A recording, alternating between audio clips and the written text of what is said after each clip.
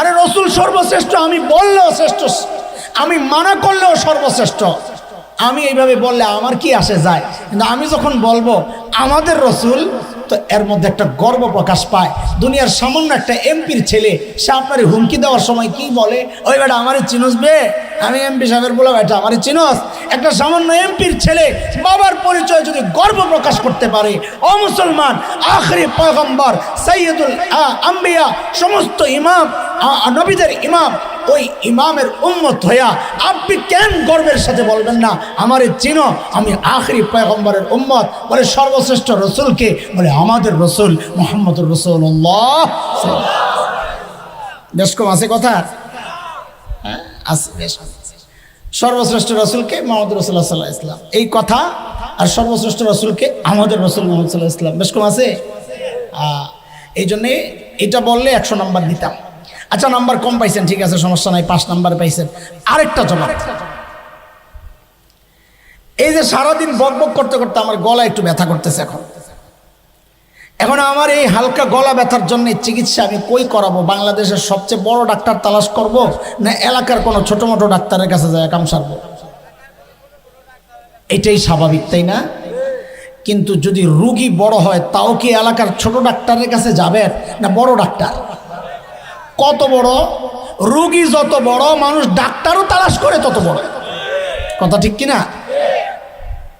যেহেতু খেয়াল করেন পয়েন্ট, যেহেতু আল্লাহ তাআলা নবীদেরকে পাঠিয়েছেন দুনিয়ার অসুস্থ মানুষের চিকিৎসার জন্য, বুঝা গেল আল্লাহ সর্বশ্রেষ্ঠ রসুলকে ওই যুগেই পাঠাইছেন যেই যুগের মানুষগুলো মানব ইতিহাসের সবচেয়ে নিকৃষ্ট মানুষ ছিল।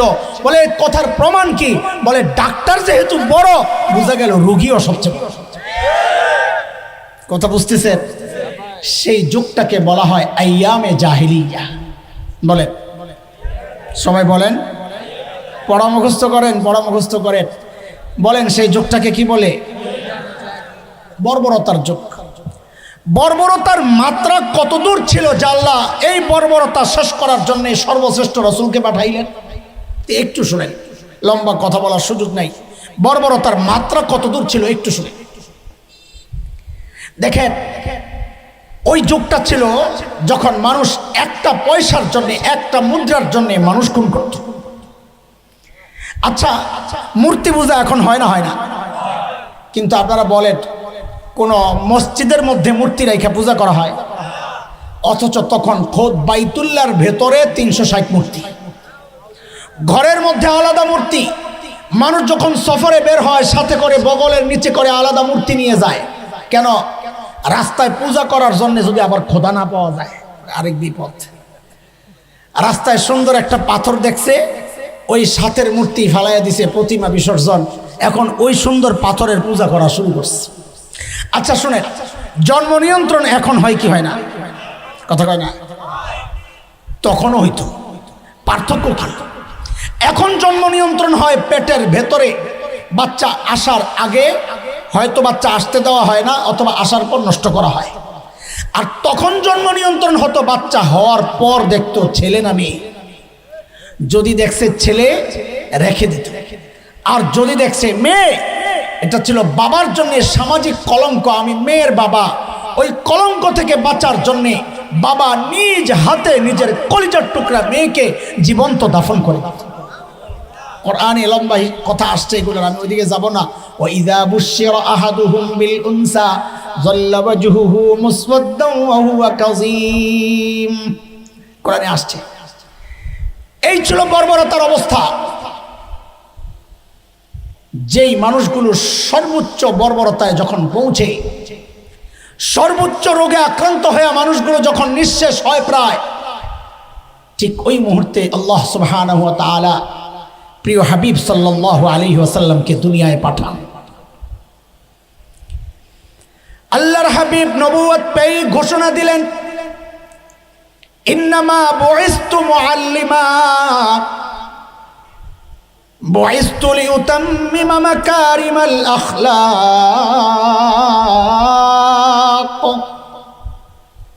নবী ঘোষণা দিলেন, আল্লাহ আমাকে 2টা মিশন দিয়া দুনিয়ায় পাঠাইছেন। এই তাড়াতাড়ি জোরে জোরে বলেন, কয় মিশন? আবার বলেন, কয় মিশন? এক নম্বর নবী বলেন আল্লাহ আমাকে শিক্ষক বানায়া দুনিয়ায় পাঠাইছেন। কি বানায়া? আমার নবী কি ছিলেন? কথা তো মাঝখান দিয়ে লেনজা বাইরেব, খালি আমার এক বদ অভ্যাস, খালি শাখা প্রশাখা বাইরে হয়ে যায়, কথা ছোট করতে পারি না। আমার নবীকে বলা হয় উম্মি নবী। উম্মির অর্থ না জানার কারণে অনেক মূর্খ অর্থ করে উম্মি মানি নবী মূর্খ ছিলেন, নাউজুবিল্লাহ। আমার নবী শুধু শিক্ষিত ছিলেন না, সব শিক্ষিত মানুষের শিক্ষক ছিলেন। দুই নম্বর নবী বলেন আল্লাহ আমাকে উন্নত চরিত্র মাধুর্য দিয়ে পাঠিয়েছেন। কেন? যেন এই বর্বর মানুষগুলোর পেছনে মেহনত করে ওদেরকে দুনিয়ার সেরা মানুষ আমি বানাতে পারি। আবার পেছনে যাই, চলেন। আমার নবী কি ছিলেন? শিক্ষক। বলেন, আবার বলেন, আরো জোরে। কিছু কথা বলবো, আপনাকে খারাপ লাগতে পারে, তাও বলবো ইনশাআল্লাহ। না ছেড়া দেব, খালি তেল তেল, খালি তেলের দাম বাড়াইতে চান আপনারা। হায়, এই কথার অর্থ তো জানে না মানুষ। আচ্ছা থাক, পরে কোমরে ইনশাআল্লাহ। দেখেন, আমরা যারা মাদ্রাসায় পড়াচ্ছি, এখানে আমি ভাগ করতে চাই না, কওমি আলিয়া ভাগ করতে চাই না, সবাই আমরা যারা মাদ্রাসার সাথে আছি, আমাদের একটা গর্বের জায়গা কি জানেন? আমাদের একটা গর্বের জায়গা হচ্ছে আমাদের শিক্ষার গোড়ায় মুহাম্মদুর রাসূলুল্লাহ সাল্লাল্লাহু আলাইহি ওয়াসাল্লাম। এটা আমাদের গর্বের জায়গা। বলে কেমনি? বলে দেখেন না আপনি কেমনি। আমি একটা উদাহরণ দিই তো আপনি বুঝবেন। ধরেন বুখারী শরীফ, প্রথম হাদিস ইন্নামাল আমালু বিন্নিয়াত। উলামায়ে কেরাম আছেন এখানে, সামনেও চেহারা দেখলে আমরা বুঝি কে বেশি ডাইল খাইছে। চেহারার মধ্যে একটা নূর ফুটে ওঠে, ডাইলের দেখলেই বোঝা যায়। মানে মাদ্রাসাওয়ালা, আপনার কি বুঝছেন আল্লাহ জানে। আমরা ডাইলের কাস্টমার যারা দেখলেছি নালাই, মানুষ কয় চেহারায় নূর চমকায়। আমি ডাইল খাইতে খাইতে আমার জান যায়, কয় চেহারায় নূর চমকায়। চেহারা সাদা হয়ে গেছে ভিটামিনের অভাবে, কয় চেহারায় বলে নূর চমকায়। আল্লাহ। বুখারী শরীফের প্রথম হাদিস, যে হাদিসটা বললাম, এই হাদিসটা আমি ঢাকার ফরিদাবাদ মাদ্রাসায় পড়েছি। আমার ওস্তাদ ছিলেন শাইখুল হাদিস আল্লামা আব্দুল হাফিজ রহমতুল্লাহ আলাইহি। এই হাদিসটা আমি দেওবন্দ মাদ্রাসায় পড়েছি। আমার শিক্ষক ওস্তাদ ছিলেন শাইখুল হাদিস আল্লামা নাসির খান রহমতুল্লাহ আলাইহি। আমার এই দুই ওস্তাদের ওস্তাদ ছিলেন শাইখুল আরব ওয়াল আজম হযরত হুসাইন আহমদ মাদানী নব্বরাল্লাহু মারকাতা। তার ওস্তাদ ছিলেন শাইখুল হিন্দ মাহমুদ হাসান দেওবন্দি রহমতুল্লাহ আলাইহি। তার শিক্ষক ওস্তাদ ছিলেন কাসিমুল উলুম ওয়াল খায়রাত মুজাহিদ মিল্লাত, ব্রিটিশ বিরোধী আন্দোলনের অন্যতম সিপাহসালার, দারুল দেওবন্দের অন্যতম প্রতিষ্ঠাতা ইমাম কাসেম নানুতুবি রহমতুল্লাহ আলাইহি। তার উস্তাদ ছিলেন শাহ আব্দুল গনি মুজাদ্দিদ দেহলভী রহমতুল্লাহ আলাইহি। তার উস্তাদ ছিলেন শাহ মোহাম্মদ ইসহাক আদ-দেহলভী রহমতুল্লাহ আলাইহি। তার উস্তাদ ছিলেন শাহ আব্দুল আজিজ মুহাদ্দিস দেহলভী রহমতুল্লাহ আলাইহি। তার উস্তাদ ছিলেন শাহ ওয়ালিউল্লাহ মুহাদ্দিস দেহলভী রহমতুল্লাহ আলাইহি। তার উস্তাদ ছিলেন আবু তাহের আল মাদানী রহমতুল্লাহ আলাইহি। তার উস্তাদ ছিলেন ইব্রাহিম কুর্দি রহমতুল্লাহ আলাইহি। তার উস্তাদ ছিলেন আহমদ আল কুশাশি রহমতুল্লাহ আলাইহি। তার উস্তাদ ছিলেন আহমদ আশ-শান্নাবী রহমতুল্লাহ আলাইহি। তার উস্তাদ ছিলেন জাইনুদ্দিন আল মিসরি রহমতুল্লাহ আলাইহি। তার উস্তাদ ছিলেন আহমদ ইবনে আলী আল হাজ আল আসকারি রহমতুল্লাহ আলাইহি। তার উস্তাদ ছিলেন ইব্রাহিম আত-তানুখি রহমতুল্লাহ আলাইহি। তার উস্তাদ ছিলেন আবুল আব্বাস আল হাজ্জার রহমতুল্লাহ আলাইহি। তার উস্তাদ ছিলেন আবু আলী আজ-জুবাইরি রহমতুল্লাহ আলাইহি। তার উস্তাদ ছিলেন আবু মুহাম্মদ আস-সারখসি রহমতুল্লাহ আলাইহি। তার উস্তাদ ছিলেন আবুল ওয়াক্ত আস-সিজি রহমতুল্লাহ আলাইহি। তার উস্তাদ ছিলেন আবুল হাসান আদ-দাউদি রহমতুল্লাহ আলাইহি। তার উস্তাদ ছিলেন আবু মুহাম্মদ আস-সারখসি রহমতুল্লাহ আলাইহি। তার উস্তাদ ছিলেন আবু আব্দুল্লাহ ফিরবি রহমতুল্লাহ আলাইহি। তার উস্তাদ ছিলেন মুহাম্মদ ইবনে ইসমাইল ইমাম বুখারী রহমতুল্লাহ আলাইহি। তার উস্তাদ ছিলেন হুমায়দি রহমতুল্লাহ আলাইহি। তার উস্তাদ ছিলেন ইয়াহইয়া ইবনে সাঈদ আল আনসারী রহমতুল্লাহ আলাইহি। তার উস্তাদ ছিলেন সুফিয়ান আস-সাউরি রহমতুল্লাহ আলাইহি। তার উস্তাদ ছিলেন আহমদ ইবনে ইব্রাহিম আত-তাইমি রহমতুল্লাহ আলাইহি। তার উস্তাদ ছিলেন আলকামা ইবনে ওয়াক্কাস আল-লাইসি রহমতুল্লাহ আলাইহি। তার উস্তাদ ছিলেন উমর ইবনুল খাত্তাব রাদিয়াল্লাহু আনহু। তার উস্তাদ ছিলেন মুহাম্মদুর রাসূলুল্লাহ সাল্লাল্লাহু আলাইহি ওয়াসাল্লাম। আমরা যারা মাদ্রাসায় পড়ি, এটা আমাদের হৃদয়ের এক প্রশান্তির উপলক্ষ যে আমাদের যে কোনো পড়া একটু একটু করে গোড়া আগাইতে আগাইতে লাস্ট যায় কই পড়ে বলে আমাদের সব শিক্ষার গোড়ায় হচ্ছে মুহাম্মদুর রাসূলুল্লাহ। ইয়াবুদুনানি লা ইউশরিকুনা বি শাইআ ওয়া মান কাফারা বা'দা যালিক فأولئك هم الفاسقون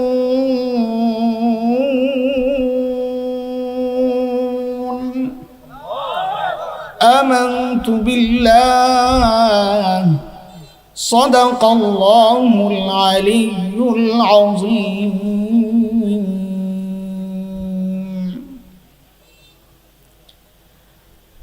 পানাম গাবতলী যুব সমাজের উদ্যোগে আয়োজিত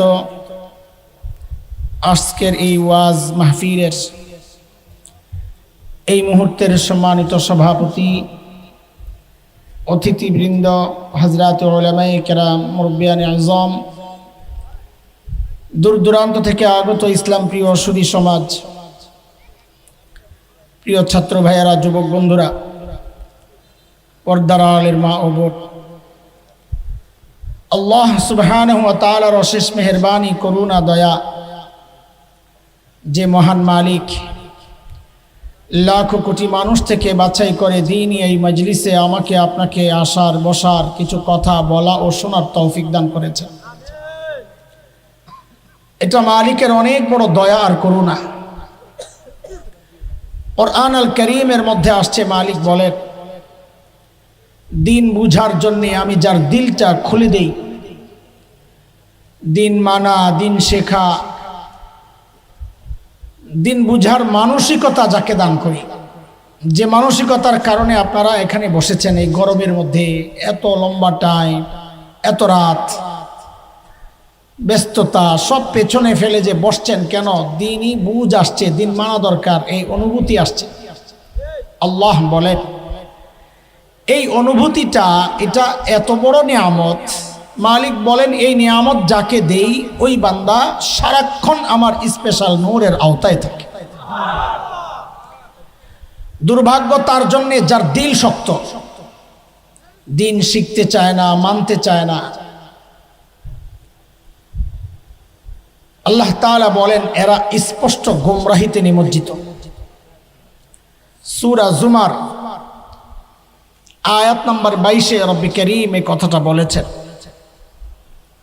মালিক বলেন, আফামান শারাহাল্লাহু সাদরাহু লিল ইসলাম ফাহুয়া আলা নূরিম মির রাব্বিহি ফাওয়াইলুল লিল কাসিয়াতি কুলুবুহুম মিন যিকরিল্লাহ উলাইকা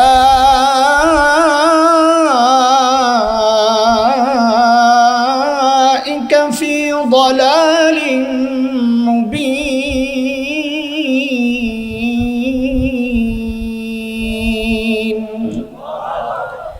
এই আয়াতের মধ্যে রব্বি কারীম এই কথাগুলো বলেছেন। মুহতারাম হাজরিন, যে মহান মালিক এই নিয়ামতে আমাদেরকে ধন্য করলেন, ওই মালিকের শুকরিয়া আদায় করি, জবান খুলে, প্রাণ খুলে কালিমাতুশ শুকর উচ্চারণ করি, আলহামদুলিল্লাহ। আপনারা লম্বা সময় থেকে সময়ের অন্যতম এক শ্রেষ্ঠ মুনাজির, বাতিলের বিরুদ্ধে দালিলিক আলোচনার এক অনন্য ব্যক্তিত্ব, আমাদের অত্যন্ত মহাব্বতের ছোট ভাই হযরতুল আল্লাহ মুফতি আবরারুল করিম, রেজাউল করিম আবরার, ও তো আমার নামের অর্থটর্থ করে গেছে, নিজেরটার কয় না, আমি খোঁচাইতেছিলাম নিজেরটা করার জন্য। আবরার মানি তো নেককার। আল্লাহ অনেক বড় খানদান, ওর বাবা অনেক বড় আলিম ছিলেন, নানা অনেক বড় আলিম ছিলেন। 1 মাসে হাফেজ হয়েছে ওর আব্বা, খুব ব্রিলিয়ান্ট ছিল, অনেক বড় বুজুর্গ ছিলেন, 1 মাসে হাফেজ হয়েছে। তো 1 মাসে হাফেজ হওয়া বাবার ছেলেও তো ওই মার্কাই ট্যাবলেট। কি বুঝেন নাই? ট্যাবলেট ট্যাবলেট পুরাটাই অ্যাটম, মাশাআল্লাহ। আগা গোড়া যা আছে পুরাটাই মালুমাত, জানাশোনা। টিপ দিলে খালি দলিল বের হয়, গাম বের হয় না। মাশাআল্লাহ। আল্লাহ ইলমে, আমলে, জবানে, খিদমতে আরো অনেক বারাকা দান করেন। আল্লাহ আমাদের এই কলিজার টুকরা ভাইগুলোকে নিরাপত্তার চাদরে ঢেকে রাখেন।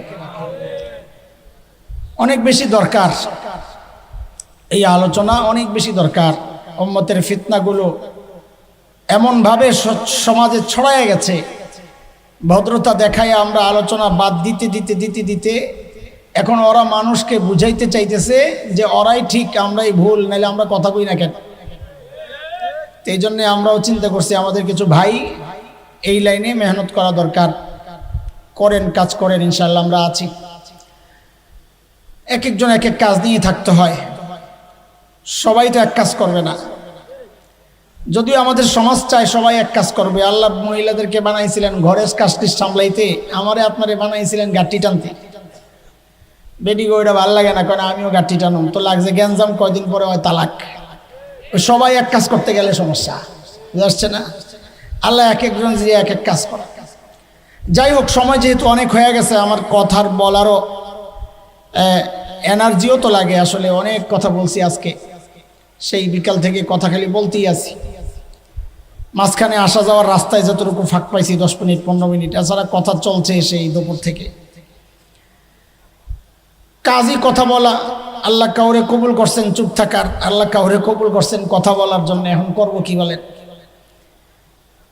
অল্প কিছু কথা আপনাদের সাথে বলবো ইনশাআল্লাহ, তবে একটু মনোযোগ দিয়ে শোনা লাগবে। বলেন ইনশাআল্লাহ। মনোযোগ আসেনি না খায়াল এসেন ইতিমধ্যে? বসার নমুনায় তো কয় না, আছে মনোযোগ? একটু পরীক্ষা লমো, হ্যাঁ পরীক্ষা নিয়ে মনোযোগ আছে কিনা দেখেন আবার। আচ্ছা, কে কে ঘুমাইছেন একটু হাত তোলেন তো দেখি। আল্লাহু আকবার, মাশাআল্লাহ। আচ্ছা না, ঠিক আছে, বুঝে নাই। হাত উঠায় দেখাইছে, ঘুমায় নাই। হাসেন কেন আপনি? ঠিকই তো আছে, হাত উঠাই। ঘুমাইলে আবার হাত উঠায় নাকি? আমি কিন্তু ফাঁকি দিয়া ঘুমাইছে কি ঘুমাই নাই ওই পরীক্ষা করি নাই। আমি পরীক্ষা করছি মনোযোগ, ঘুমের পরীক্ষা করছি। আমার কি বুঝতে পাইছে? মানুষগুলো বয়ে রয়েছে আস্থা মানুষ, আমি আর ঘুমের পরীক্ষা করুন? আমি পরীক্ষা করছি কি কথা কইছি আরেকটা, কাম করছি আরেকটা, টের পায় নাই আর কি। মনোযোগ থাকবেন ইনশাআল্লাহ। আনিল ভাই যায় ঘুমান যায় মনোযোগের সাথে। কুরআন আল কারীমের সূরাতুন নূরের একটা আয়াত আমি পড়েছি, 55 নম্বর আয়াত। যদি সময় থাকে, মনে থাকে দুইটাই, তাইলে বয়ানের শেষ দিকে এই আয়াতের তর্জমা শোনাবো আপনাদের ইনশাআল্লাহ। ইনশাআল্লাহ, জাযাকাল্লাহ। তো বলে এর আগ পর্যন্ত কি শোনাইবেন? তর্জমা শোনাইবেন শেষে। বলে এর আগ পর্যন্ত শোনাইতে চাই এই আয়াতে আল্লাহ কি বলতে চেয়েছেন সেই কথা। বুঝতে আসছেন কথা? চেইন কথা, একটার সাথে আরেকটা জোড়া লাগাই না কথা। আপনি একটা মিস করবেন, পরেরটা বুঝতে কষ্ট হবে।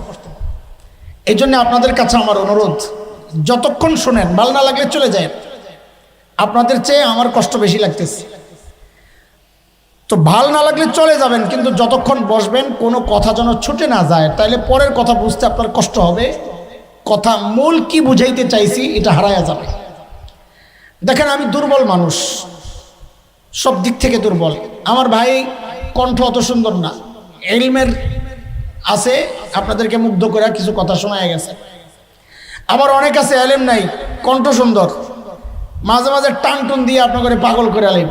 আমার কোনোটাই নাই, গলাও নাই, তলাও নাই। আমার একটা পুঁজি আছে, এটা হলো আগা গোড়ার একটা জোড়া। আপনি কথা শুনবেন, আগা গোড়া শুনলে একটা কিছু বাইর হইব ইনশাআল্লাহ। এই জন্যে আমার যে যোগ্যতা আছে সেই যোগ্যতা অনুযায়ী আমি কথা বলবো। আর আপনাদের মনোযোগ না থাকলে আমার যোগ্যতা তো ফিট করতে পারবো না। বুঝছেন নি কথা কি বুঝাইতে চাইছি? মানুষ মাঝে মাঝে চিন্তা করতেছে এত কথা না করে তাড়াতাড়ি শুরু করেন, ভালো লাগে না। আচ্ছা, শুরু করতেছি। দোস্ত, 3 বছর পরে আপনাকে এই এলাকায় আইলাম, এত তাড়াতাড়ি কথা শুরু করবো আমি এই 3 বছর পর আপনাদের এই সোনারগাঁও এলাকায় ঢুকছি, ডরে আইনা কোন বিপদে ভালান আপনারা। আল্লাহ হেফাজত করুক সবাইকে সবাইকে সবাইকে, আল্লাহ সবাইকে হেফাজত করুক বলে আমি। এমনি মজাক করলাম, আসি না অন্য কারণে। কিসের ডর? আল্লাহ সুবহানাহু ওয়া তাআলা জমিনে যত নবী পাঠিয়েছেন আলাইহিমুস সালাতু ওয়াস সালাম, আল্লাহ কেন পাঠিয়েছেন, কখন পাঠিয়েছেন? আল্লাহ তাআলা যখন দেখেছেন তার বান্দা ধ্বংসের খাদে চলে গেছে, ওই বিপন্ন বিপর্যস্ত মানবতাকে রক্ষার জন্যে জাহান্নামের রাস্তা থেকে টেনে ওঠায়া জান্নাতের রাস্তায় চলায় দেওয়ার জন্যে আল্লাহ সুবহানাহু ওয়া তাআলা যুগে যুগে হযরত আম্বিয়া আলাইহিমুস সালামকে দুনিয়ায় পাঠিয়েছেন। যেমন হযরত মূসা আলাইহিস সালামকে আল্লাহ দুনিয়ায় কখন পাঠাইছেন? আল্লাহ তাআলা যখন দেখেছেন বনি ইসরাইলের উপর ফেরাউন এবং তার বংশের লোকেরা এমন নির্যাতন চালাচ্ছিল যে বনি ইসরাইল ধ্বংস হয়, প্রায় নিঃশেষ হয় প্রায়।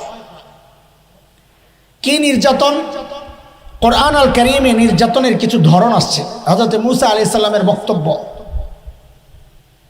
আল্লাহ তাআলা সেটা কোরআনে এনেছেন, অনেক জায়গায় এনেছেন। আমি একটা শোনাই, সূরা ইব্রাহিম আয়াত 6। আল্লাহ তাআলা বলেন, وَإِذْ قَالَ مُوسَى لِقَوْمِهِ اذْكُرُوا نِعْمَةَ اللَّهِ عَلَيْكُمْ إِذْ أَنْجَاكُمْ مِنْ آلِ فِرْعَوْنَ يَسُومُونَكُمْ سُوءَ الْعَذَابِ وَيُذَبِّحُونَ أَبْنَاءَكُمْ وَيَسْتَحْيُونَ نِسَاءَكُمْ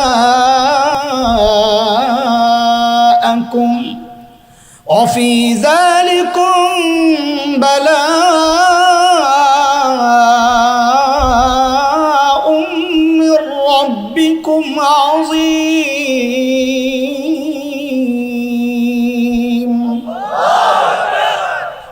এই আয়াতে নির্যাতনের কিছু ধরন আসছে।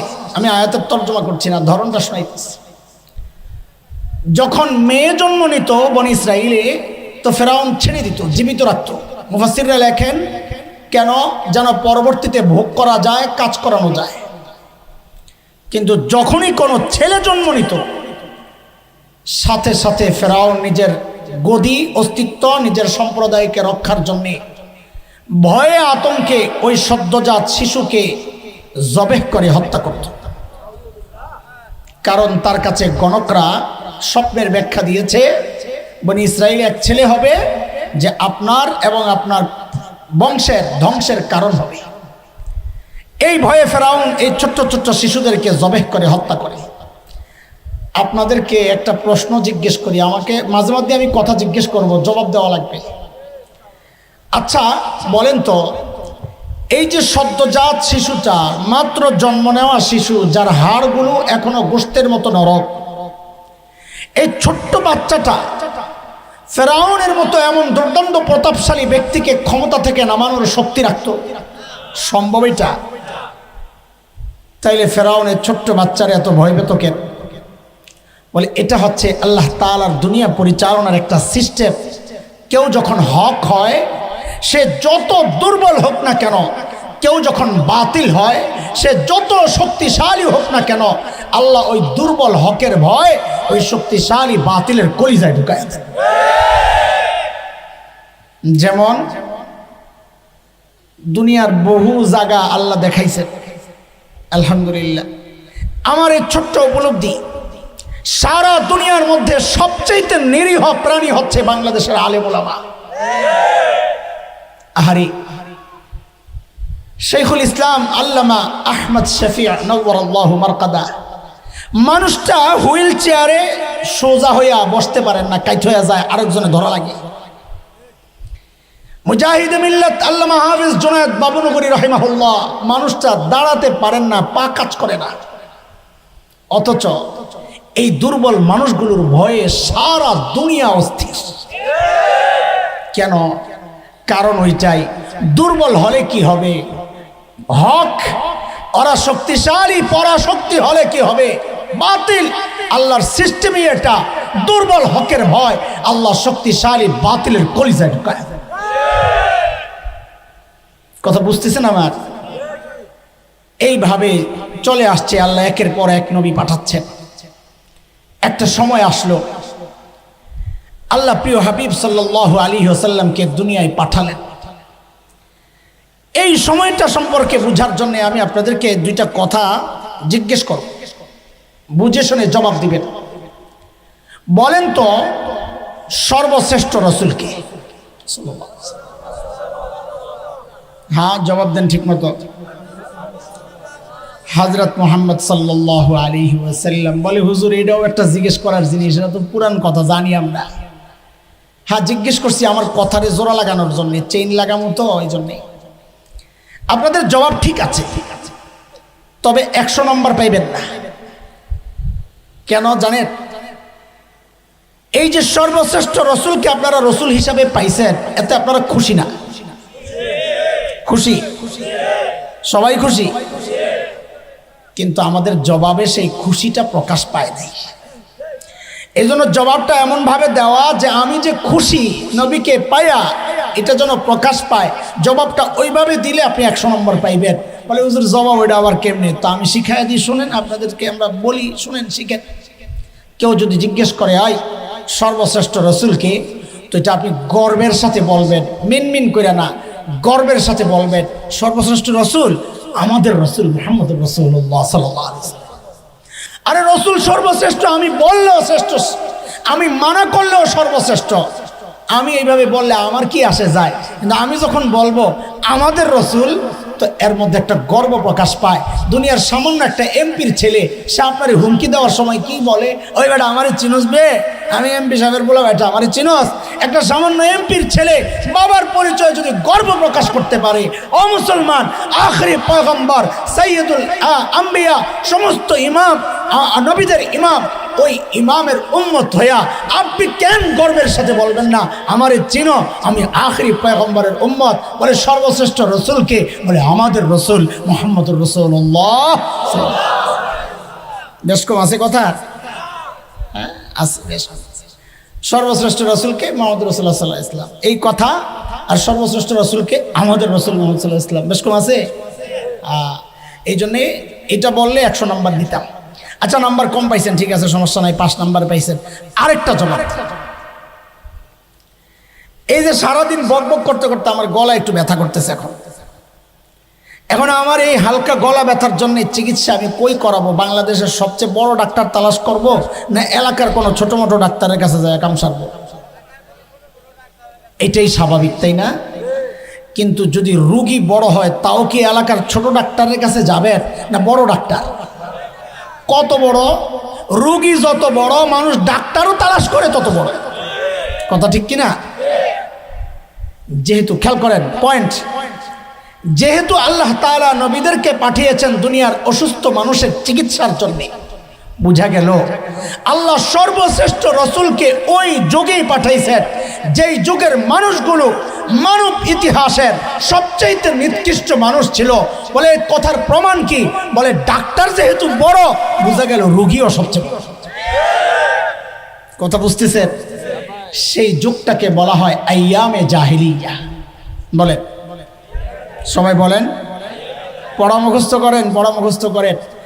বলেন সেই যুগটাকে কি বলে? বর্বরতার যুগ। বর্বরতার মাত্রা কত দূর ছিল যে আল্লাহ এই বর্বরতা শেষ করার জন্য সর্বশ্রেষ্ঠ রসুলকে পাঠাইলেন? একটু শুনেন, লম্বা কথা বলার সুযোগ নাই।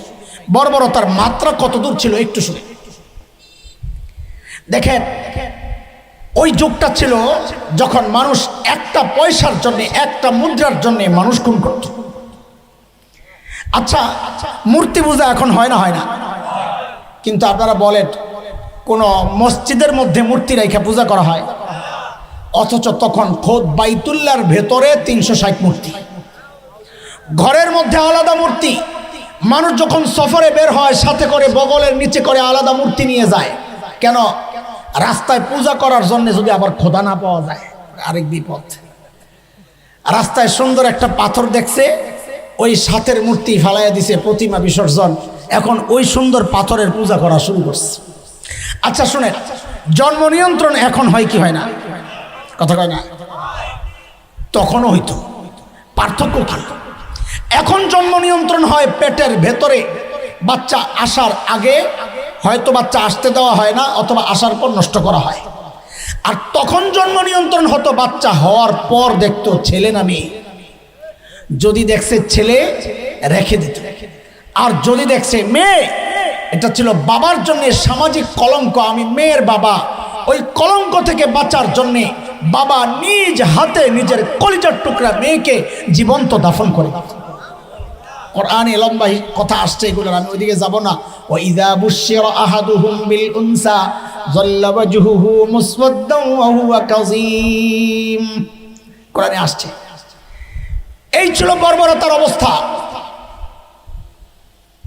যেই মানুষগুলো সর্বোচ্চ বর্বরতায় যখন পৌঁছে, সর্বোচ্চ রোগে আক্রান্ত হয়ে মানুষগুলো যখন নিঃশেষ হয় প্রায়, ঠিক ওই মুহূর্তে আল্লাহ সুবহানাহু ওয়া তাআলা প্রিয় হাবিব সাল্লাল্লাহু আলাইহি ওয়াসাল্লামকে দুনিয়ায় পাঠান।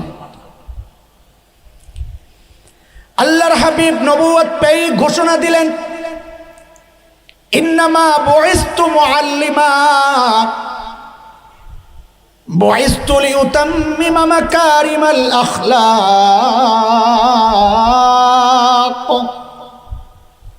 নবী ঘোষণা দিলেন, আল্লাহ আমাকে দুইটা মিশন দিয়া দুনিয়ায় পাঠাইছেন। এই তাড়াতাড়ি জোরে জোরে বলেন, কয় মিশন? আবার বলেন, কয় মিশন? এক নম্বর, নবী বলেন আল্লাহ আমাকে শিক্ষক বানায়া দুনিয়ায় পাঠাইছেন। কি বানায়া? আমার নবী কি ছিলেন?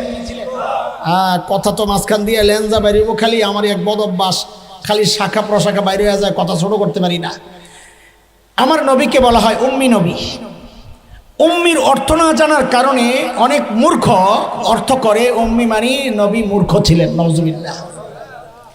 আমার নবী শুধু শিক্ষিত ছিলেন না, সব শিক্ষিত মানুষের শিক্ষক ছিলেন। দুই নম্বর, নবী বলেন আল্লাহ আমাকে উন্নত চরিত্র মাধুর্য দিয়ে পাঠিয়েছেন। কেন? যেন এই বর্বর মানুষগুলোর পেছনে মেহনত করে ওদেরকে দুনিয়ার সেরা মানুষ আমি বানাতে পারি। আবার পেছনে যাই, চলেন। আমার নবী কি ছিলেন? শিক্ষক। বলেন, আবার বলেন, আরো জোরে। কিছু কথা বলবো, আপনাকে খারাপ লাগতে পারে, তাও বলবো ইনশাআল্লাহ। না ছেড়া দেব, খালি তেল তেল, খালি তেলের দাম বাড়াইতে চান আপনারা। হায়, এই কথার অর্থ তো জানে না মানুষ। আচ্ছা থাক, পরে কমরে ইনশাআল্লাহ। দেখেন, আমরা যারা মাদ্রাসায় পড়াচ্ছি, এখানে আমি ভাগ করতে চাই না, কওমি আলিয়া ভাগ করতে চাই না, সবাই আমরা যারা মাদ্রাসার সাথে আছি, আমাদের একটা গর্বের জায়গা কি জানেন? আমাদের একটা গর্বের জায়গা হচ্ছে আমাদের শিক্ষার গোড়ায় মুহাম্মদুর রাসূলুল্লাহ সাল্লাল্লাহু আলাইহি ওয়াসাল্লাম। এটা আমাদের গর্বের জায়গা। বলে কেমনি? বলে দেখেন না আপনি কেমনি। আমি একটা উদাহরণ দিই তো আপনি বুঝবেন। ধরেন বুখারী শরীফ, প্রথম হাদিস, ইন্নামাল আমালু বিন্নিয়াত। উলামায়ে কেরাম আছেন এখানে, সামনেও চেহারা দেখলে আমরা বুঝি কে বেশি ডাইল খাইছে। চেহারার মধ্যে একটা নূর ফুটে ওঠে, ডাইলের দেখলেই বোঝা যায়। মানে মাদ্রাসাওয়ালা, আপনার কি বুঝছেন আল্লাহ জানে। আমরা ডাইলের কাস্টমার যারা দেখলেছি নালাই, মানুষ কয় চেহারায় নূর চমকায়। আমি ডাইল খাইতে খাইতে আমার জান যায়, কয় চেহারায় নূর চমকায়। চেহারা সাদা হয়ে গেছে ভিটামিনের অভাবে, কয় চেহারায় বলে নূর চমকায়। আল্লাহ। বুখারী শরীফের প্রথম হাদিস, যে হাদিসটা বললাম, এই হাদিসটা আমি ঢাকার ফরিদাবাদ মাদ্রাসায় পড়েছি। আমার ওস্তাদ ছিলেন শাইখুল হাদিস আল্লামা আব্দুল হাফিজ রহমতুল্লাহ আলাইহি। এই হাদিসটা আমি দেওবন্দ মাদ্রাসায় পড়েছি। আমার শিক্ষক ওস্তাদ ছিলেন শাইখুল হাদিস আল্লামা নাসির খান রহমতুল্লাহ আলাইহি। আমার এই দুই ওস্তাদের ওস্তাদ ছিলেন শাইখুল আরব ওয়াল আজম হযরত হুসাইন আহমদ মাদানী নব্বরাল্লাহু মারকাতা। তার ওস্তাদ ছিলেন শাইখুল হিন্দ মাহমুদ হাসান দেওবন্দি রহমতুল্লাহ আলাইহি। তার শিক্ষক ওস্তাদ ছিলেন কাসিমুল উলুম ওয়াল খায়রাত মুজাহিদ মিল্লাত, ব্রিটিশ বিরোধী আন্দোলনের অন্যতম সিপাহসালার, দারুল উলুম দেওবন্দের অন্যতম প্রতিষ্ঠাতা ইমাম কাসেম নানুতুবি রহমতুল্লাহ আলাইহি। তার উস্তাদ ছিলেন শাহ আব্দুল গনি মুজাদ্দিদ দেহলভী রহমতুল্লাহি আলাইহি। তার উস্তাদ ছিলেন শাহ মোহাম্মদ ইসহাক আদ-দেহলভী রহমতুল্লাহি আলাইহি। তার উস্তাদ ছিলেন শাহ আব্দুল আজিজ মুহাদ্দিস দেহলভী রহমতুল্লাহি আলাইহি। তার উস্তাদ ছিলেন শাহ ওয়ালিউল্লাহ মুহাদ্দিস দেহলভী রহমতুল্লাহি আলাইহি। তার উস্তাদ ছিলেন আবু তাহের আল মাদানী রহমতুল্লাহি আলাইহি। তার উস্তাদ ছিলেন ইব্রাহিম কুর্দি রহমতুল্লাহি আলাইহি। তার উস্তাদ ছিলেন আহমদ আল কুশাশি রহমতুল্লাহি আলাইহি। তার উস্তাদ ছিলেন আহমদ আশ-শান্নাবী রহমতুল্লাহি আলাইহি। তার উস্তাদ ছিলেন জাইনুদ্দিন আল মিসরি রহমতুল্লাহি আলাইহি। তার উস্তাদ ছিলেন আহমদ ইবনে আলী আল হাজ আল আসকানি রহমতুল্লাহি আলাইহি। তার উস্তাদ ছিলেন ইব্রাহিম আত-তানুখি রহমতুল্লাহি আলাইহি। তার উস্তাদ ছিলেন আবুল আব্বাস আল হাজ্জার রহমতুল্লাহি আলাইহি। তার উস্তাদ ছিলেন আবু আলী আজ-জুবাইদি রহমতুল্লাহি আলাইহি। তার উস্তাদ ছিলেন আবু মুহাম্মদ আস-সারখসি রহমতুল্লাহি আলাইহি। তার উস্তাদ ছিলেন আবুল ওয়াক্ত আস-সিজি রহমতুল্লাহি আলাইহি। তার উস্তাদ ছিলেন আবুল হাসান আদ-দাউদি রহমতুল্লাহি আলাইহি। তার উস্তাদ ছিলেন আবু মুহাম্মদ আস-সারখসি রহমতুল্লাহি আলাইহি। তার উস্তাদ ছিলেন আবু আব্দুল্লাহ ফিরবি রহমতুল্লাহি আলাইহি। তার উস্তাদ ছিলেন মুহাম্মদ ইবনে ইসমাইল ইমাম বুখারী রহমতুল্লাহি আলাইহি। তার উস্তাদ ছিলেন হুমায়দি রহমতুল্লাহি আলাইহি। তার উস্তাদ ছিলেন ইয়াহইয়া ইবনে সাঈদ আল আনসারী রহমতুল্লাহি আলাইহি। তার উস্তাদ ছিলেন সুফিয়ান আস-সাউরি রহমতুল্লাহি আলাইহি। তার উস্তাদ ছিলেন আহমদ ইবনে ইব্রাহিম আত-তাইমি রহমতুল্লাহি আলাইহি। তার উস্তাদ ছিলেন আলকামা ইবনে ওয়াক্কাস আল-লাইসি রহমতুল্লাহি আলাইহি। তার উস্তাদ ছিলেন উমর ইবনুল খাত্তাব রাদিয়াল্লাহু আনহু। তার উস্তাদ ছিলেন মুহাম্মদুর রাসূলুল্লাহ সাল্লাল্লাহু আলাইহি ওয়াসাল্লাম। আমরা যারা মাদ্রাসায় পড়ি, এটা আমাদের হৃদয়ের এক প্রশান্তির উপলক্ষ যে আমাদের যে কোনো পড়া একটু একটু করে গোড়া আগাইতে আগাইতে লাস্ট যায় কই পড়ে বলে আমাদের সব শিক্ষার গোড়ায় হচ্ছে মুহাম্মদুর রাসূলুল্লাহ। আলহামদুলিল্লাহ। এখন যদি আপনাদেরকে জিজ্ঞেস করি, যারা জেনারেল শিক্ষায় আছেন, যদি জিজ্ঞেস করি আপনার শিক্ষার গোড়ায় কে, আপনি হা করে থাকবেন। বেশি বলা বলি করতে গেলে দেখবেন শেষ গোড়ায় যায় একজন মূর্খ পাওয়া গেছে। কি পাওয়া গেছে? বলে কেমনে এটা, মানে আপনি বুঝেন না কেমনে। ধরেন মানব ইতিহাসের সবচেয়ে প্রথম যে মেট্রিক পাস করছে, মানে সার্টিফিকেট পাইছে আর কি, পরীক্ষা টরীক্ষা দিয়া, একটু কন্ত সর্বপ্রথম বলেন তো তার শিক্ষক কোন পাস ছিল? 9 পাস। কারণ হ্যাঁ তো সর্বপ্রথম মানে যারা আগে কেউ নাই। তাহলে শিক্ষকরে পাইলাম সর্বপ্রথম 9 পাস। এখন এই সর্বপ্রথম 9 পাসের শিক্ষক কে ছিল? এই তো আপনার জায়গার হাত দিয়ে লিখছেন। 8 পাসের শিক্ষক কে ছিল? 7-এর শিক্ষক, 6-এর শিক্ষক, 5-এর শিক্ষক, 4-এর শিক্ষক, 3-এর শিক্ষক, 2-এর শিক্ষক, 1-এর শিক্ষক, 0। মানে জাহেল, স্বশিক্ষিতরে শিক্ষিত বলে না। রাস্তায় যেই পোলা গাড়ি ঠিক করে ওরে ইঞ্জিনিয়ার বলে না। যে পোলায় সাইকেল নিজে নিজে বানায়, হেলিকপ্টার বানায় লায়, ওরে কেউ ইঞ্জিনিয়ার বলে না। কারণ শিক্ষিত বলে না। আপনার গোড়ায় কিন্তু মূর্খ, আপনি খুঁজা দেখেন। আর আমার গোড়ায় খালি শিক্ষিত না, মানব ইতিহাসের খালি সবচেয়ে বড় শিক্ষিত না, সব শিক্ষিত মানুষের শিক্ষক ছিলেন আমার গোড়া, মুহাম্মদুর রাসূলুল্লাহ। আল্লাহর হাবিব ওই 2 মিশনে যখন ওই বর্বরদের পেছনে মেহনত শুরু করলেন, ওই বর্বরগুলো এখন আর বর্বর কিন্তু নাই। নতুন পরিচয় আয় পড়ছে এখন। বলে নতুন পরিচয় কি? বলে আমি কি বলবো, আল্লাহকে জিজ্ঞেস করো, নবীকে জিজ্ঞেস করলাম মালিক এই বর্বরদের নতুন পরিচয় বলেন। আল্লাহ জানায়া দিলেন সূরা ফাতাহের মধ্যে, সীমাহুম ফি ওয়ুজুহিহিম মিন আসারিস সুজুদ। বলে ওদের চেহারায় দেখবা সেজদার চিহ্ন আছে। বলে সেজদার চিহ্ন তো বাহির দিয়া, তার মানে বাহিরে ফিটফাট আবার ভেতরে সদরঘাট কিনা? আল্লাহ বলেন না না না, আমার নবীর সাহাবীরা বাহিরেও 1 নাম্বার, ভেতরেও 1 নাম্বার। বলে কেন ভিতরে 1 নাম্বার? আল্লাহ জবাব দেন, কারণ আমি ওদের কলবের পরীক্ষা নিয়েছি, ওদের তাকওয়ার পরীক্ষা নিয়েছি, ওই পরীক্ষায় ওরা পাস। আল্লাহ বলেন উলাইকাল্লাযীনা ইমতাহানাল্লাহু কুলুবাহুম লিত্তাকওয়া লাহুম মাগফিরাতুন ওয়া আজরুন আযীম।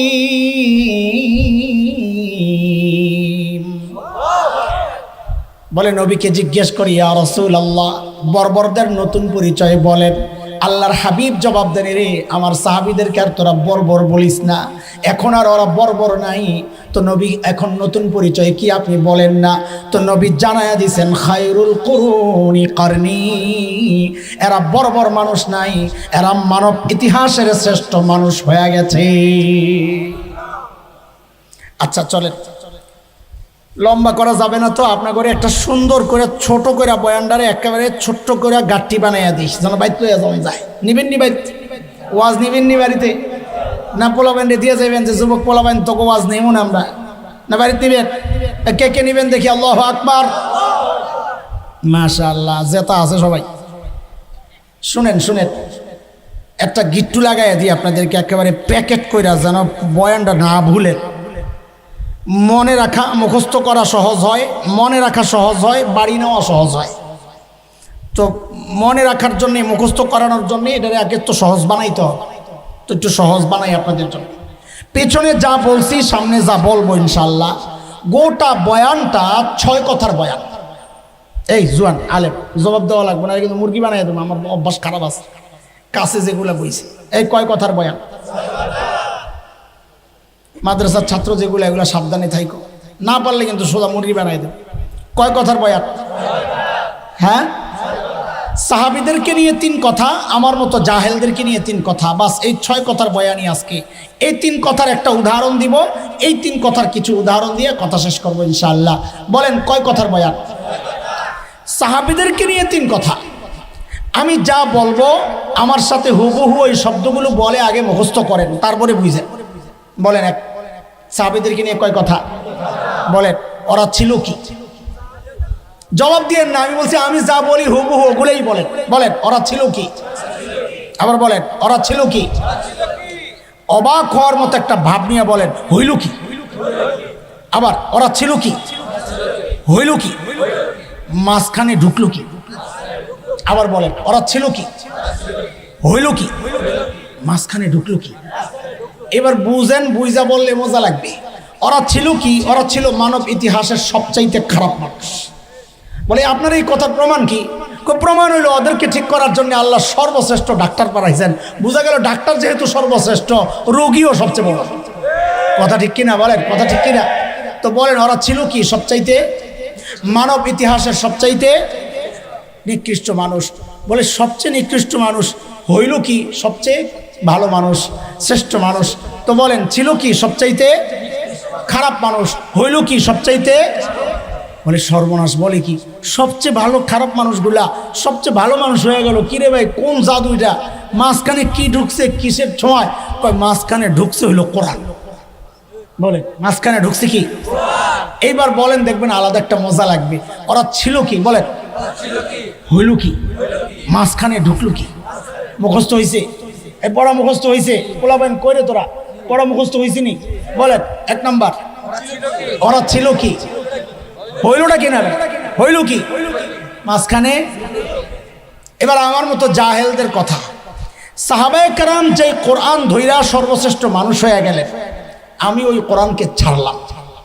সাহাবায়ে কেরাম যে জাহালতকে ছাড়লেন, আমি ওইটারে ধরলাম। বলেন, এটা আমার জন্য গর্বের কথা না আফসোসের কথা? কয় কথা হইল? 3 কথা। সাহাবীদেরকে নিয়ে কয় কথা? আমাদেরকে নিয়ে কয় কথা? সাহাবীদের 3 কথা শেষ, এবার আমাদের 3 কথা। বলেন, ধরলাম কি? আগে কইছেন অবাক হওয়ার মতো, ওরা হইল কি? এবার অবাক না, এবার আফসোসের সুরে বলবেন, ধরলাম কি? ছাড়লাম কি? হাতটা এরকম, হাতটা সম্মিলিত মুনাজাত ধরাই নাই যে আগে দলিল দিয়ে গেছে হুজুর বুঝান মুনাজাত করায় না। না, আরেক কাম আছে।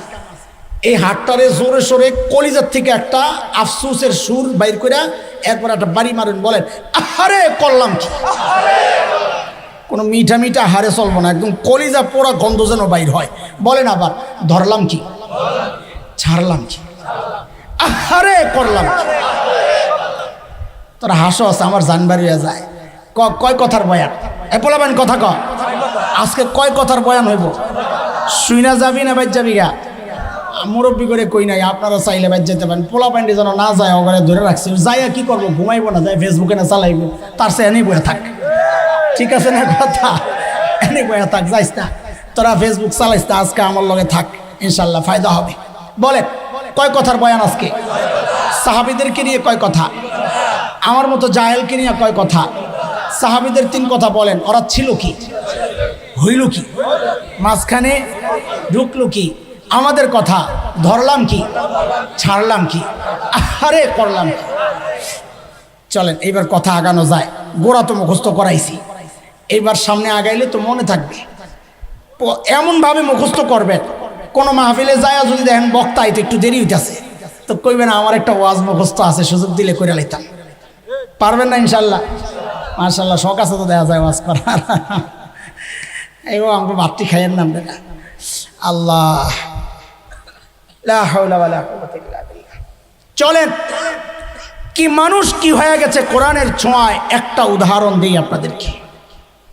একটা উদাহরণ, আল্লাহর নবীর এক সাহাবী হযরত সাঈদ ইবনে আমির আল জুমাহি রাদিয়াল্লাহু আনহু, নামটা ওলামাদের কাছে পরিচিত। দেখেন গল্প কিসসা কাহিনী বলে টাইম পাস করার সময় আমাদের হাতে নাই। আমাদের আসল কথা বললেই তো শেষ হয় না, কিসসা কইয়া টাইম পাস করার সময় কোথায়? আর এটাও কোনো গল্প না। আরবের বিখ্যাত লেখক আব্দুর রহমান রাফাত বাশার এক বিখ্যাত কিতাব আছে সাহাবীদেরকে নিয়ে লেখা, সুওয়ারুম মিন হায়াতিস সাহাবা। ওই কিতাবের প্রথম ঘটনা এটা, যেটা আমি আপনাদেরকে শোনাতে চাচ্ছি। হযরত সাঈদ ইবনে আমির আল জুমাহি রাদিয়াল্লাহু আনহু ঈমান আনছেন একটু দেরিতে, হিজরতের পর, কিন্তু ঈমান ছিল বড় পাক্কা। কত পাক্কা? একটা উদাহরণ শুনেন। হযরত ওমর ইবনুল খাত্তাব রাদিয়াল্লাহু আনহু যখন খলিফা, আমিরুল মুমিনিন। আচ্ছা, এটা বোঝার জন্য আগে একটু বলে নেন, ওমর নরম না গরম? কত গরম? অনেক গরম। অনেক কত একটা উদাহরণ শুনে, হাদিসের উদাহরণ। নবী আলাইহিস সালাম বলেছেন, ওমর যেই রাস্তা দিয়ে চলে শয়তান এত ডরে আর ওই রাস্তায় থাকে না, ও আরেক রাস্তায় যায়। তো বুঝেন কত গরম। ফাঁকি দিয়ে একটা চুটকি শোনা এলাই, ওলামায়ে কেরাম তলাবারা আছে, ওরা মজা পাইব। একটা চুটকি, এলমি চুটকি, কোনো ফাও হাসানোর চুটকি না। মসজিদে নববীতে একটা গেট আছে, বাবে ওমর গেট। যারা হজ করছেন তারা বলতে পারবেন। সম্ভবত হযরত ওমর এদিক দিয়ে আসা যাওয়া করতেন, তো স্মৃতি হিসাবে ওই গেটটারে নাম দিছে বাবে ওমর। শিয়ারা হযরত ওমরের প্রতি বিদ্বেষ আর ঘৃণা লালন করার কারণে ওই গেটটা দিয়ে আসা যাওয়া করে না। ওমর যেদিক দিয়ে চলছে আমরা চলুক না। তো আরবের এক বিখ্যাত সাহিত্যিক বড় আজীব এক চুটকি লেখছেন, কি, আয় ওমর, আল্লাহ আপনার উপর রহম করেন। আপনি যখন জীবিত ছিলেন, আপনি যেই রাস্তা দিয়ে চলতেন এই রাস্তায় শয়তান চলতো না। আজকে আপনি মারা গেছেন, এখনো শয়তানের দোসররা ওই রাস্তা দিয়ে হাঁটে না। আল্লাহু আকবার। এই গরম ওমরকে একদিন হযরত সাঈদ যাইয়া বলতেছেন, ওমর, আল্লাহ দায়িত্ব দিয়েছেন, ঠিকঠাক মতো আদায় করেন, নাইলে কিন্তু খবর আছে। দেখছেন নি বেটার সাহস কত? এত সাহস কই পাইল এত সাহস? কারণ হচ্ছে মানুষ নিজে যত সৎ হয় তার সাহস তত উঁচা হয়। নিজের মধ্যে 2 নম্বরই থাকলে কথা কয় মিনমিন কইরা, খালি তেল দেয়, খালি তেলের দাম বাড়ায়। তেলের দাম কেন বাড়ে? প্রোডাকশন কম, খরচ বেশি, খাওয়ায়ও খরচ, কথায়ও খরচ, এই জন্য তেলের দাম বাড়ে। কথাটা বুঝা লইয়েন, সংক্ষেপ কথা, বুঝে না পরে আমার আবার ব্যাখ্যা দেওয়া লাগে। আমি তো সংক্ষেপ করতেই চাই। হযরত ওমর একদিন ধরছেন, মিয়া আমারে খালি ওয়াজ করো, তুমি দায়িত্ব লো। জোর করে ধইরা সিরিয়ার এক শহর হিমস, এই হিমসের গভর্নর বানাইয়া পাঠাইয়া দিছে। হিমস থেকে এক দল আসছে হযরত ওমরের সাথে সাক্ষাৎ করার জন্য। হযরত ওমর তাদের সাথে কথাবার্তা বলার পর বললেন, তোমরা একটা কাজ করো, হিমসের গরিবদের একটা লিস্ট দাও, আমি বাইতুল মাল থেকে ওদের জন্য কিছু বরাদ্দ দিয়ে দিই। হিমসের লোকেরা সুযোগ পাইয়া লিস্ট একটা করছে বড় কইরা, হযরত ওমরের সামনে পেশ করছেন ফুকারা ও হিমস, হিমসের গরিবদের লিস্ট। আল্লাহু আকবার। হযরত ওমর লিস্টের দিকে নজর বুলাইয়া অবাক হইয়া তাকায় আছেন। কেন জানেন? আয় হায়, হযরত ওমর লিস্টের দিকে নজর বুলাইয়া দেখেন কি, ওই লিস্টের শুরুর দিকেই হিমসের গভর্নর সাঈদ ইবনে আমের আল জুমাহির নাম। মানুষগুলো ছিল কি হইল কি দেখেন, ছিল কি এক পয়সার জন্য মানুষ খুন করত। আজকে এত বড় দায়িত্ব পাইয়াও তসরুফ নাই, নিজে গরিব। সাইয়েদনা ওমর জানতে চাইলেন, আমি এরকম ফাঁকে এরকম কি ব্যাপার, তোমাদের গভর্নর বুঝি গরিব মানুষ? হিমসের লোকেরা জবাব দিলেন, বালা আমিরুনা আফকরুনা, আমাদের গভর্নর শুধু গরিব না, হিমসের মধ্যে সবচাইতে গরিব। হযরত ওমর এই জবাব শুইনা এত খুশি হইছেন, এত খুশি হইছেন, সাথে সাথে 1000 স্বর্ণ মুদ্রা প্যাকেট কইরা দূত মারফত পাঠাইয়া দিছেন, যাও আমার পক্ষ থেকে আমার সাঈদকে হাদিয়া দিয়ে আসো। পরিমাণটা কত? 1000 স্বর্ণ মুদ্রা। বুঝেন? হ্যাঁ বুঝেন। 1 স্বর্ণ মুদ্রা 3.5 ভরি, 4.5 ভরির মতো মতামত আছে বিভিন্ন। সোনা 3.5 ভরি বা 4.5 ভরি সোনা পরিমাণ 1 স্বর্ণ মুদ্রা। তাহলে 1000 স্বর্ণ মুদ্রা মানে 3500 বা 4500 ভরি সোনার মূল্য পাঠাইছেন হাদিয়া। হাদিয়াটা ছোট না বড়?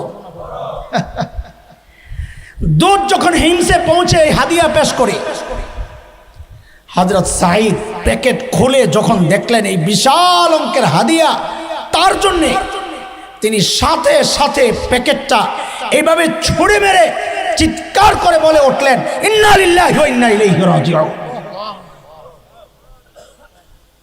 আরে মানুষগুলো ছিল কি হইল কি বুঝাইতেছি আপনাদেরকে, শুনতে থাকেন। বউ তো ভেতর থেকে ডরায় গেছে, আরে কি মদিনা থেকে দূত আসছে, না জানি কোন দুঃসংবাদ নিয়ে আইছে, আল্লাহই জানে। সাথে সাথে জিজ্ঞেস করলেন, আকুতিলা ওমর ইবনুল খাত্তাব, আরে কি ব্যাপার, এইভাবে ইন্না লিল্লাহি কেন পড়ছেন? হযরত ওমর কি শহীদ হয়ে গেছেন নাকি? হযরত সাঈদ জবাব দেন, না না, ঘটনা তা না, বরং তার চেয়েও মারাত্মক, তার চেয়েও। বিবি আবার জানতে চাইলেন, আকুতিলাল মুসলিমুনা ফি মারিকা, তাইলে কি কোনো যুদ্ধে মুসলমান ব্যাপকভাবে শহীদ হয়ে গেল কিনা? হযরত ওমর জবাব দেন, না, ঘটনা তাও না, বরং তার চেয়েও মারাত্মক। বিবি তো কলিজা শুকায় গেছে, আরে না জানি কোন খবর আইছে, কার দেরি না করে একটু কর না, কি সমস্যা? দোস্ত, সামনের কথা শোনার আগে আবারও পিছনের কথা মনে করায় দিই। কাদের কথা শোনাচ্ছি? যারা 1 পয়সার জন্য মানুষ খুন করে। এটা ছিল, এখন হইল কি দেখেন। এত বিশাল হাদিয়া পাইয়া ইন্না লিল্লাহ পড়ার কথা না, আলহামদুলিল্লাহ পড়ার কথা। আমি আপনি কি পড়তাম? আর আপনি কি পড়তেন আল্লাহ জানে। আমি তো পোটলাটা রয়া ভিতরে যাইয়া সাইডে লাভ দিলাম,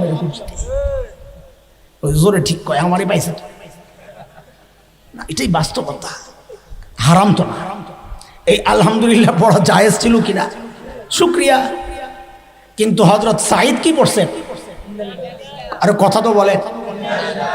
বউ যখন জিজ্ঞেস করলেন, আপনি কেন ইন্না লিল্লাহ পড়লেন, তিনি যে ছোট্ট জবাবটা দিয়েছেন, কিয়ামত পর্যন্ত উম্মতে মুসলিমার জন্য এই জবাবটা একটা আদর্শ জাহেদ মুত্তাকি হওয়ার জন্য একটা উপদেশ বাণী হয়ে গেছে, সোনার অক্ষরে লেখার মতো একটা বক্তব্য।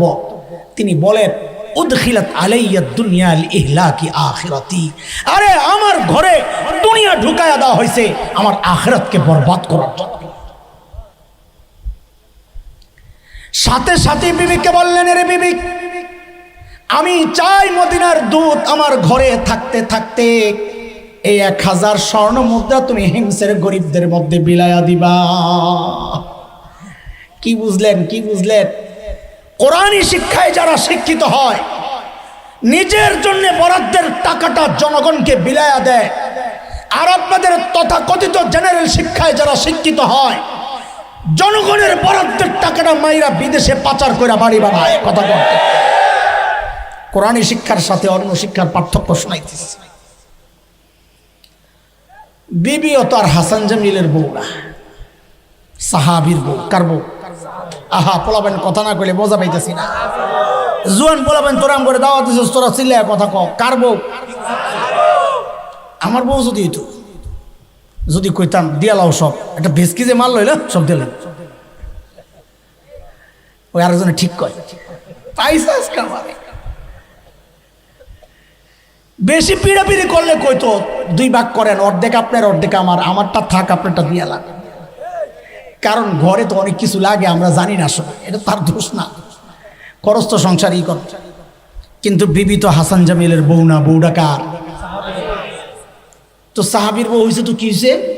পোলাপাইন সামনে তো যারা বিয়ে শাদী করবি একটা ফ্রিতে পরামর্শ দিয়া যায়, একটা পড়া আগে মুখস্থ কর, আমার লগে লগে কবি, যা কমু তা কবি, ক জেসকার লগে তেসকা, আরো জোরে জেসকার লগে।